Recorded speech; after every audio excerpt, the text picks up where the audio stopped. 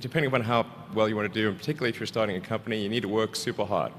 So what does super hard mean? Well, when my brother and I were starting our first company, instead of getting an apartment, we just rented a small office and we slept on the couch. And we showered at the YMCA, and we're so hot up we had just one computer. So the website was up during the day, and I was coding at night, 7 days a week, all the time. And I sort of briefly had a girlfriend in that period, and in order to be with me, she had to sleep in the office. So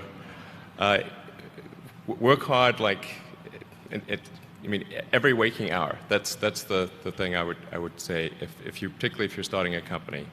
And I mean, if you do simple math, say like, okay, if somebody else is working 50 hours and you're working 100, you'll get twice as much done in the course of a year as the other company.